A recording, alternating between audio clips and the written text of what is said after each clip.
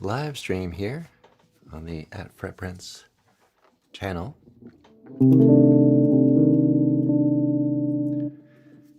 Here today, take any questions you have and chat a little bit.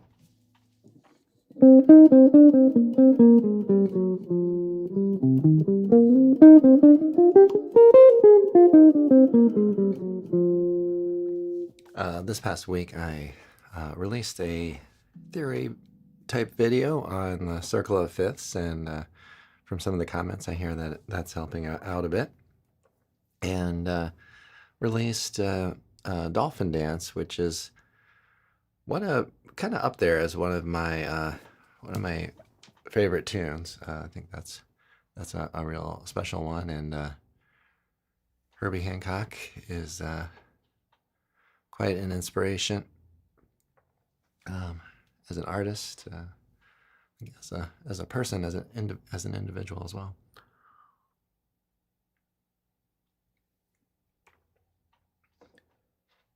So I was happy to release that because that's been on my list for a while, and maybe I'll share some of the process of making that video as we go along. But I'll kind of noodle a little bit here, and let me know if you have any questions, or just say a quick hello. A little tired today. Just woke up. Ran a recital yesterday afternoon or evening. We'll do a little playing here.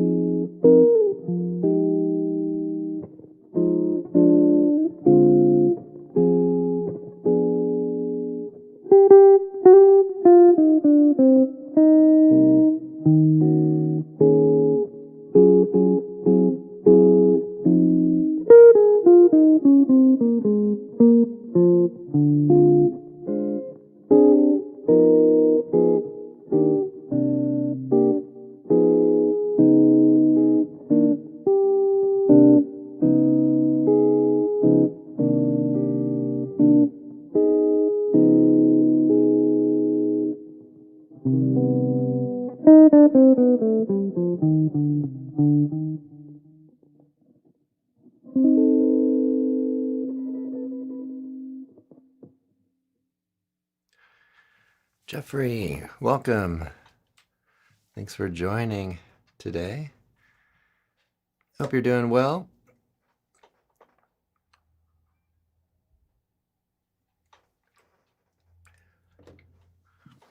So the Circle of Fifths released a video last Monday about that. So let's take the B section of rhythm changes. Let's establish the key. So we're in B flat. So this is a good example of the circle of fifths. So you can try this out. Any rhythm changes tune. Let's say you have let's demonstrate it up here. So let's say you have a D7, and try a little bit of a shell voicing here. Just a real basic voicing. So we got D, C, sharp. We go to G7. Glad to hear it, Jeffrey. G7. So now I've got G, B, F, and C7. So I've got C, B flat, E. And we go to the F. So we have F, A, E flat. Okay. All right, so what's going on there? Well, we have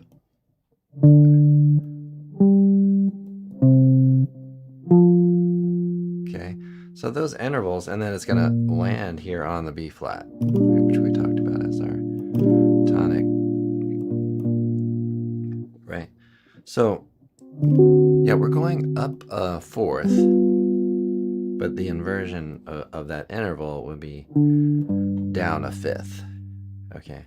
So, let's not get too far into that, but basically, we're still working with the circle of fifths, is kind of the point there. F, or G, is going to go down to C. Okay, so we have this going down a perfect fifth. So that's kind of apparent there, right? And then we go to F. So C up to F, yeah, that's a perfect fourth, but C down to F is a perfect fifth. So the inversion of that is the fifth. So we're working with a circle of fifths, right? So one feature of this that's kind of interesting is if you kind of trace these tones, they're just working down chromatically until we get to the B flat. So we put let's separate the bass a little bit. D, G, C, F, and B flat, right? So that follows that pattern, right? Right, and then we have these just isolated. They will just work down in half steps until we get to this new chord quality. So we'll talk a little bit about the key signatures that you might pull from.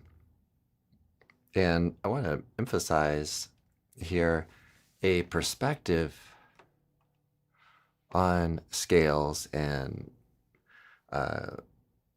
modes that I think will benefit folks. So when we're thinking about these things, try to see if this helps you. So try to think about note collections, right? Before starting to identify root notes or getting more specific. So, like for example, if we're thinking D7, a collection of tones, you might think of one sharp and everything else natural. So, and then you're just kind of working with that collection of tones. Not that you would have to limit yourself solely to that, but that would be one of maybe the first things to kind of consider. And then we get to G7, and we say, okay, our collection of tones will be no sharps, no flats. And then we get to the C7, our note collection be key of, well, key of 1 flat or key signature of 1 flat for the C7. In F7, we have the key signature of 2 flats. So notice if you check out the circle of fifths as we're talking about this, notice how that works from key signature to key signature, right? 1 sharp, no sharps, no flats, 1 flat, 2 flats, and then when we're on B flat, then we're there. So, then you might start getting into, okay, well, what if I assign a root note to the key of 1 sharp, does that have a name?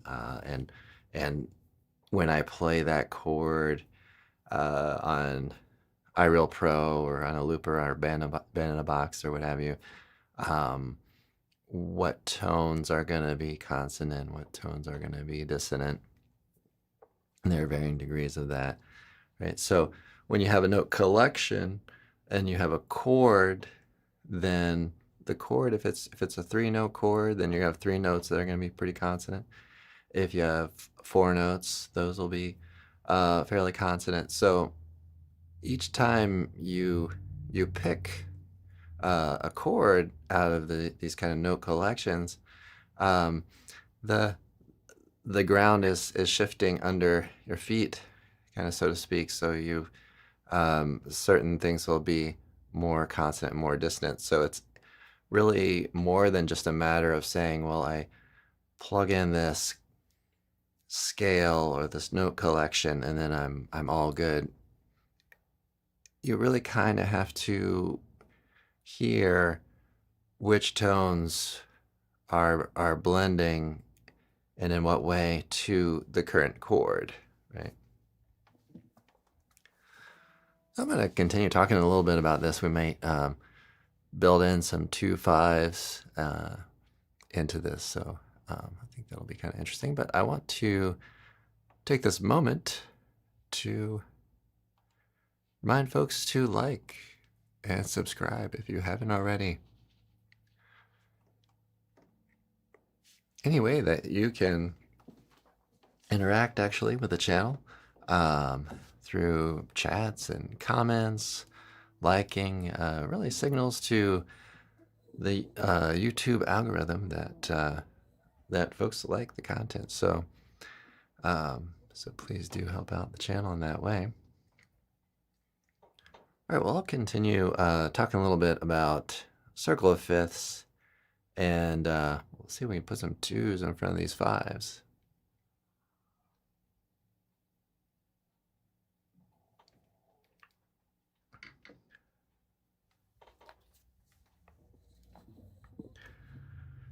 Okay, if we have a D7, we can put a 2 in front of that so that we can call this a 5. Okay, and we can say 2, 5. So that would be A minor to the D7.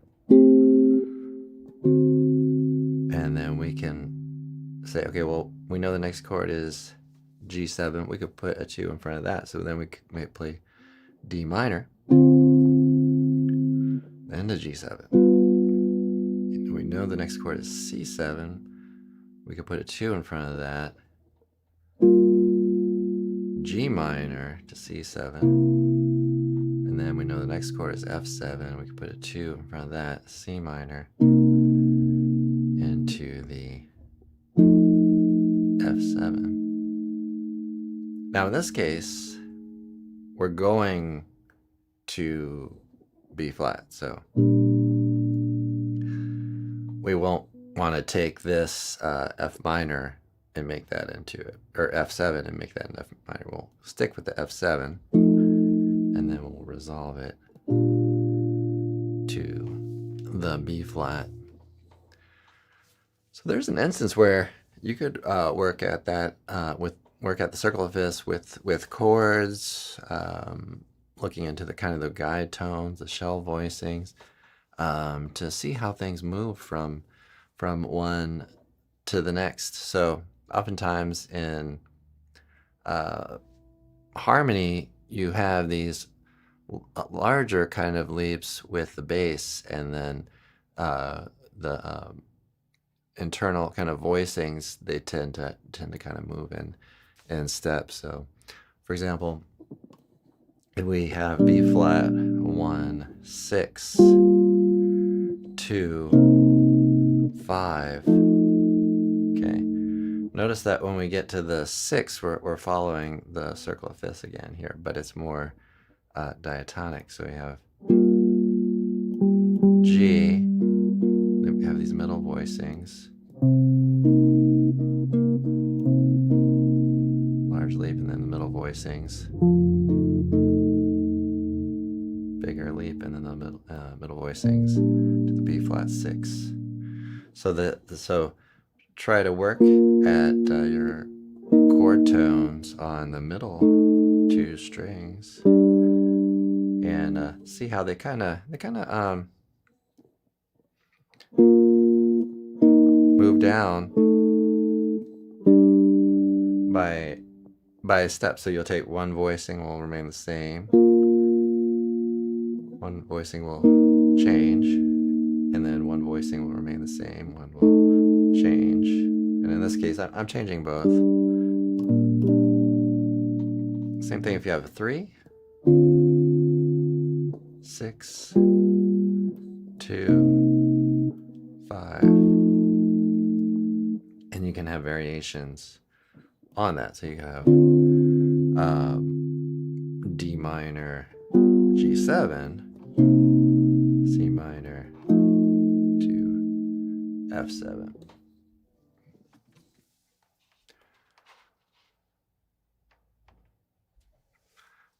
James asks if you add major 7 to the B flat, yeah, would that work if added a major 7? Yes, you could do that if I'm understanding your question correctly. You can land on the B flat major 7. Yeah, and that does help to illustrate that effect. So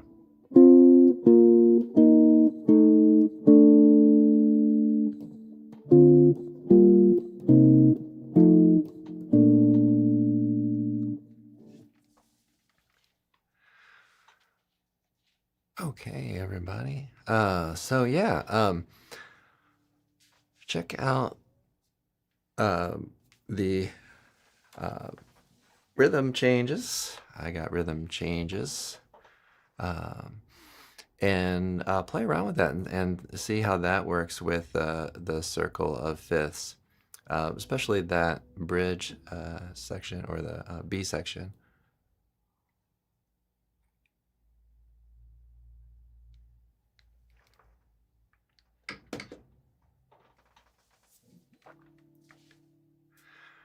All right, everybody. Well, I'm gonna do maybe a little more playing around. Welcome, Murat. Thanks for joining the chat. I'll mention today I'm only streaming on YouTube today. Like I said, basically just woke up and just barely made it at 10:30. But I've been thinking of streaming solely to YouTube, but I've been trying to reach out to these other platforms, but I haven't gotten a lot of traction yet. But maybe I should just keep at it. But today we have exclusive to YouTube live stream, but I am streaming vertical and horizontal. So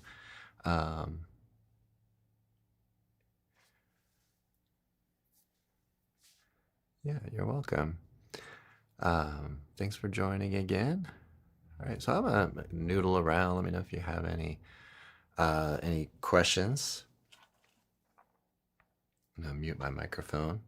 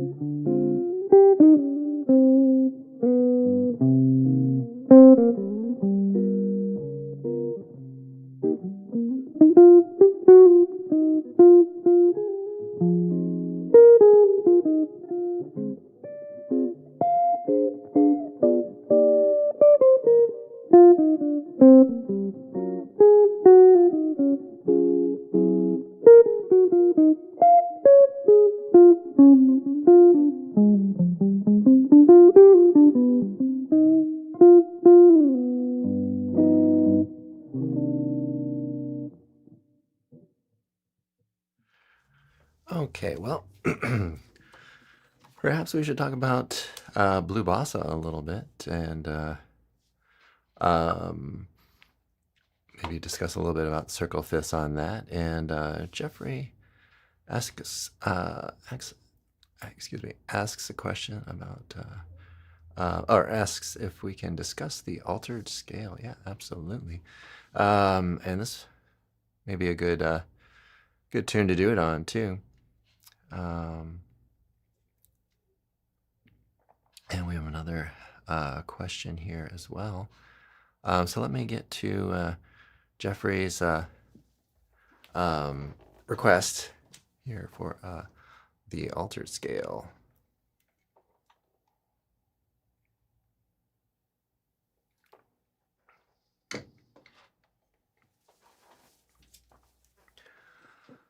So altered scale, which also goes under a few other names.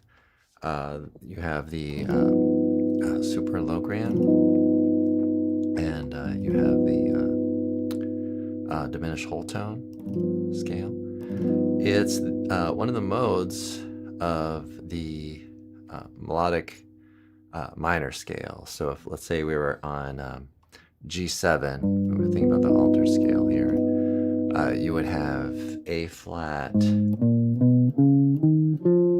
melodic minor, so it would be the 7th mode of that scale.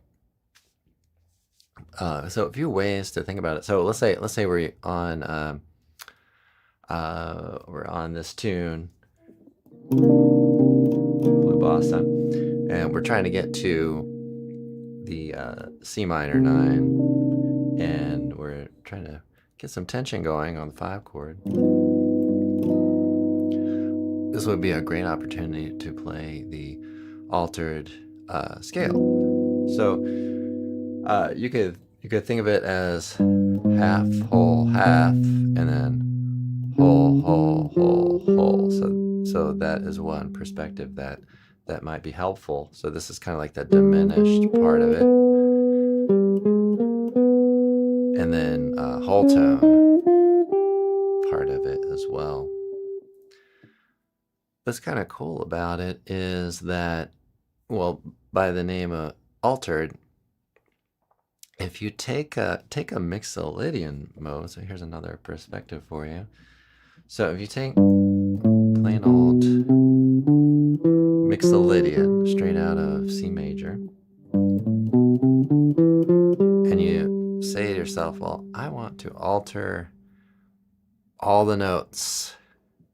By all the notes, but what do we mean there? Well, all the notes that can be altered, I guess we should say. Because just like we did with our shell voicings here, we've got to keep at least these 3 notes: the root note, the flat 7, and the third, because that identifies it as this type of sound, right? So we can't really touch those, but the 5s, the sharp, the 11, get ahead of myself a little bit.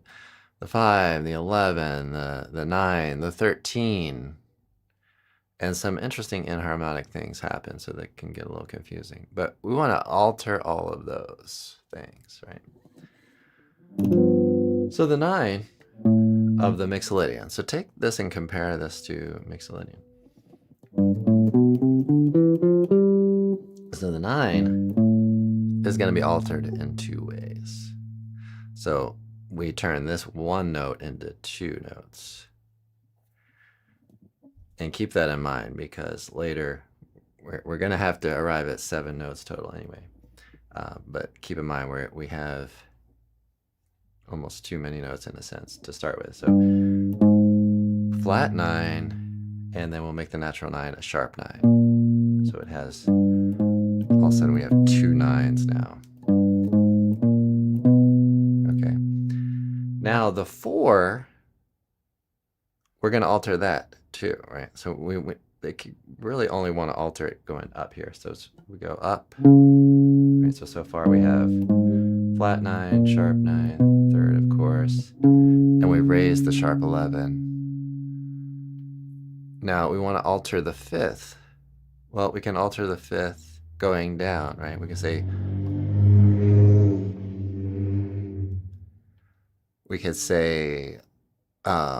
flat 5. Well, that's the same note as our sharp 11. So in a sense, we've already altered that. So that's a way that we arrive at 1 note from 2 notes. So we're going to keep our numbers clean here. So, all right, so let's keep going up. So we have the root, flat 9, sharp 9, third, sharp 11, and flat 5. Now, we could also raise the 5th, right? So we can alter it in that direction. Okay, so let's go back again. Root, flat 9, sharp 9, third, sharp 11, and then the sharp 5. Now, the sharp 5 is going to be the same tone as the 13 that we're altering, right? So we'll alter that down. And so inharmonically, it ends up being the same tone.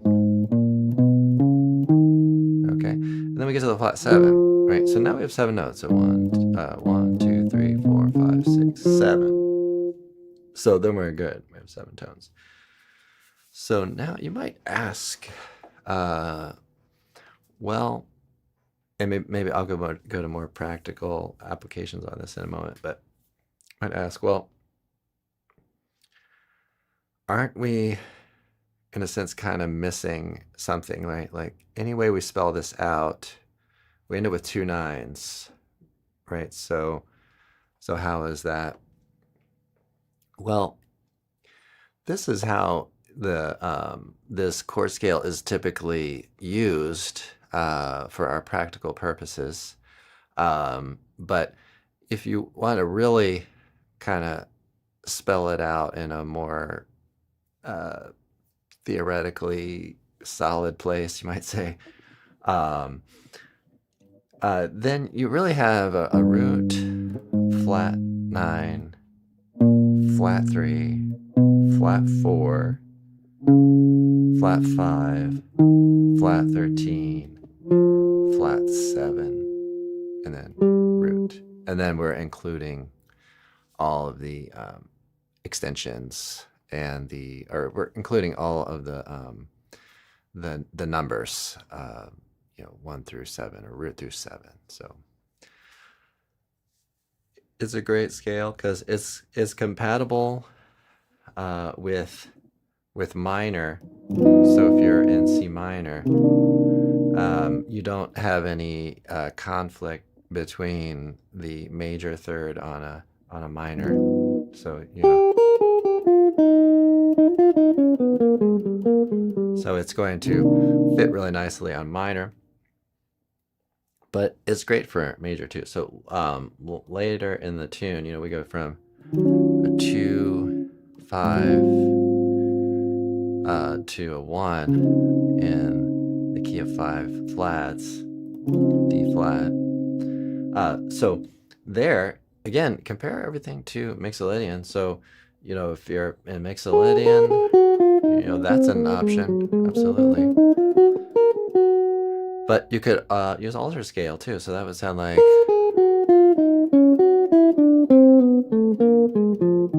So I built that into the 2 and then the 5, and that will give you a little more dissonance, propulsion, if you will, over to the D flat major. Another perspective on it, and then I'll get to James's question, is that you may think, let's say we're back on the G7. If you're feeling really strong with Mixolydian and altered scale, it feels like a stretch right now, try the D flat Lydian dominant, and in a sense that arrives at the same tones. So the Lydian dominant is a Mixolydian with a sharp 4. So then you're only changing one note versus so many other notes, but you end up actually with the same note collection. And that's why I encourage folks to think about note collections, pull of notes, and then when you have a given harmony, there are maybe 4 notes from those 7 that are going to sound more consonant, all depending though. Okay, I'll take a minute to ask folks to support the channel in any way you can or feel comfortable. Like, subscribe, turn on notifications. Check out our merchant shelf, which should be down below. This is a prototype of our mug, but I've got an updated one, and it's pretty cool. And I had a few folks, I think, purchase it and say they enjoyed it. So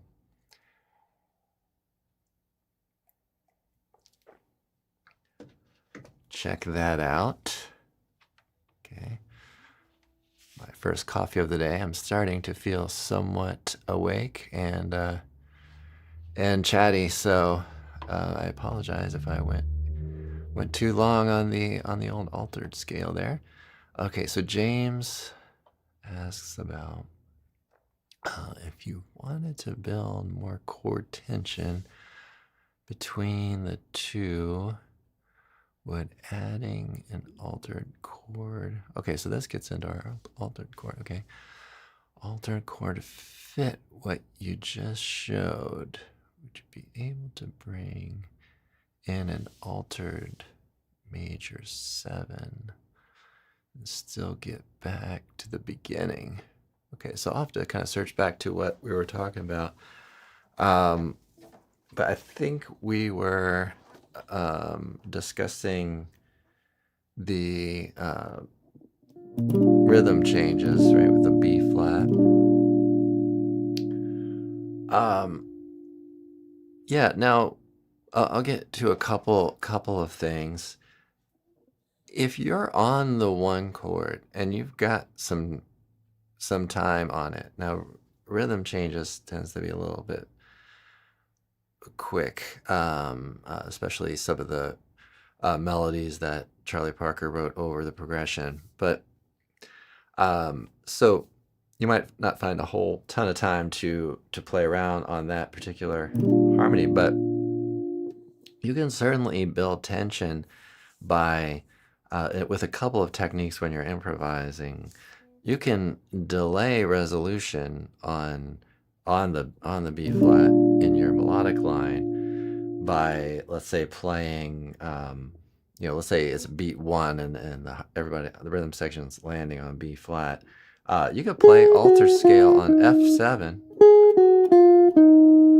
and then resolve that, and you're just dipping into the measure.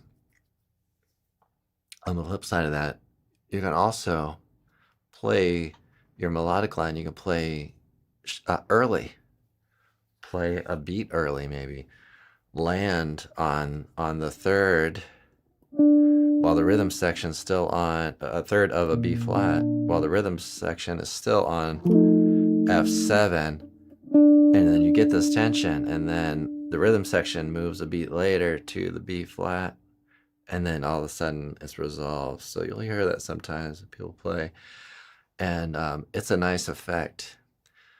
So that's something to do as well. Or you can even play, more content than just one note, of course. Another thing is to weave back and forth, right? So if you have B flat, let's say you're playing.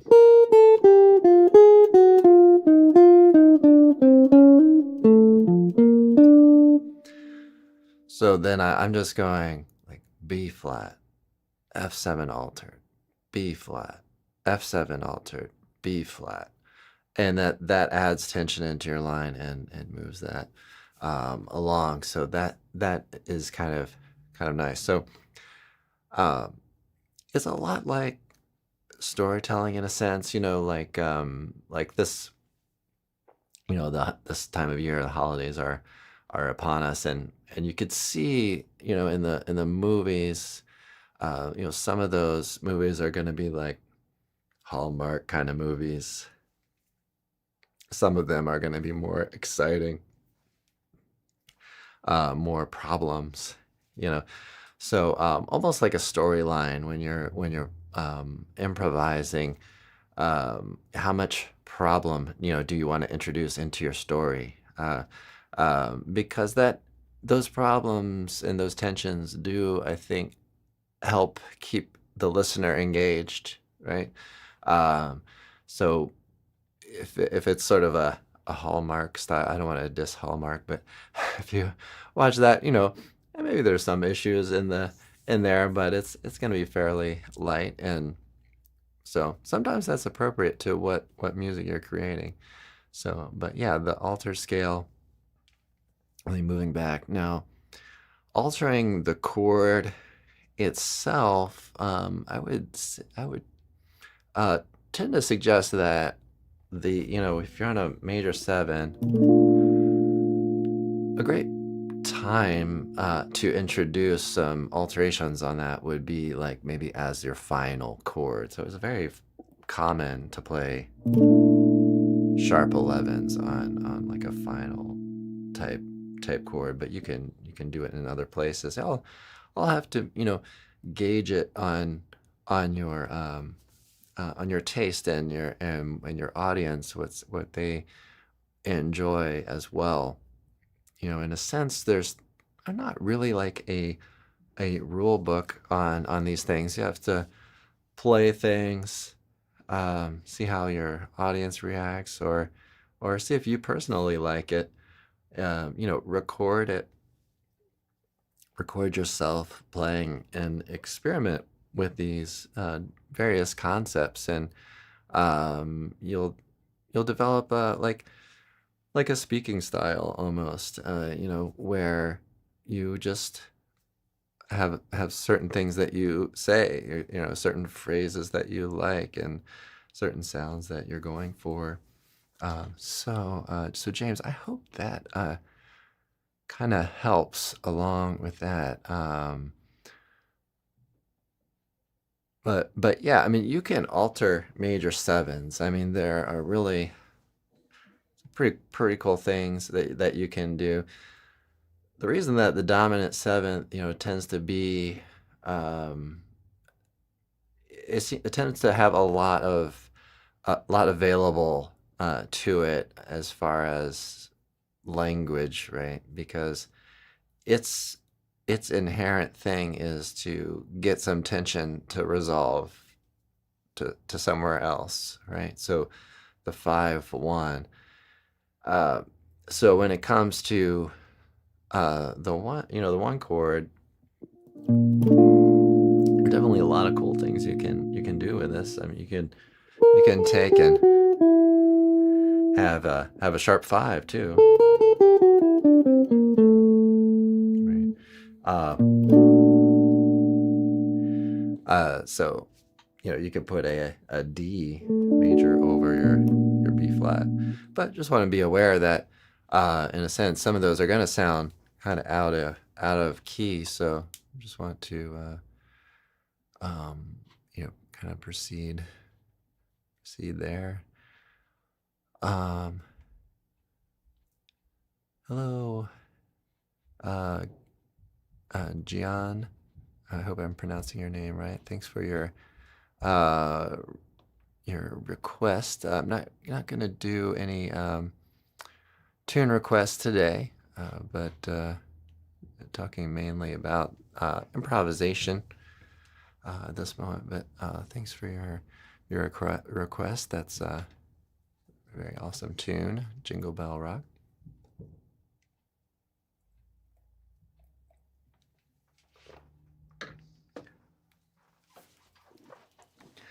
Well, let me talk a little bit about the recent tune I did, Dolphin Dance, and I'm going to create a member update video on this probably tomorrow. We'll really dig deep into some of the behind-the-scenes things that I did on member updates. But I'll offer some things out. I felt really fortunate because I was kind of on Facebook, and I saw a Ron Carter post. Maybe I searched on this, but there was this Ron Carter post of the bass line someone had transcribed. So I took a look at that and recorded the bass line that was transcribed there. So that really had an incredible impact on the backing track or the rhythm section of that recording. So I was really, really happy about that. And yeah, so that was really cool. But I recorded it on electric bass.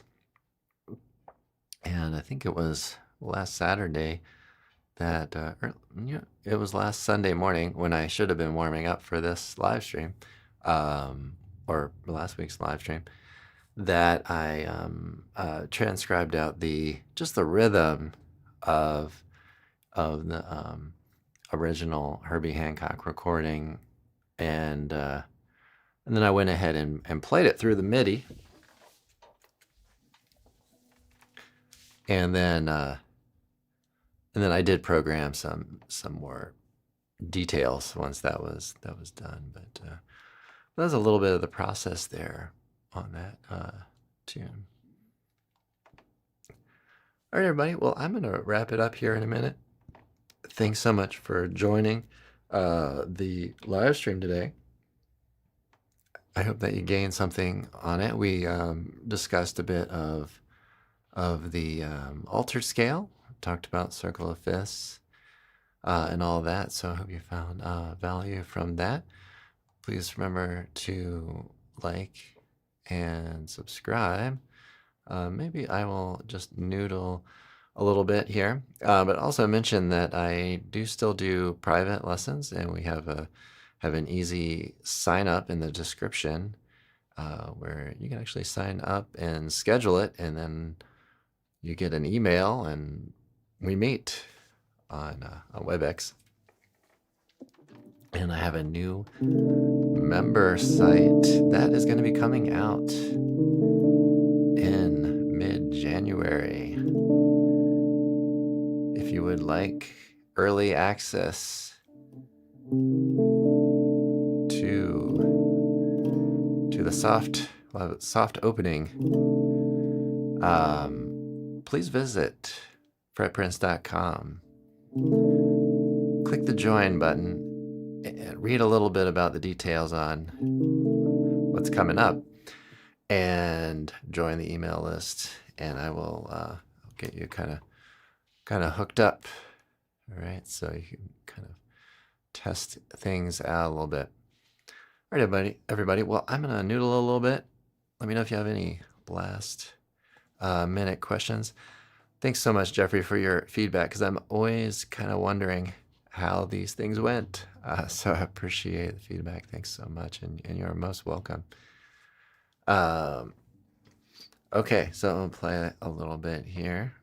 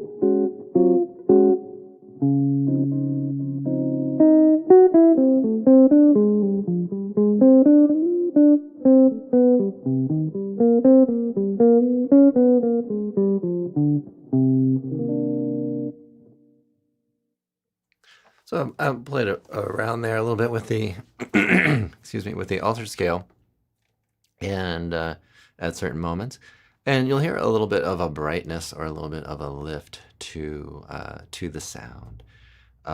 So that can be kind of a feature of your playing that you can incorporate. All right, everybody. Thanks so much for joining today. I hope you enjoyed this talk. And I will see you all in the next one. Have a great practice session.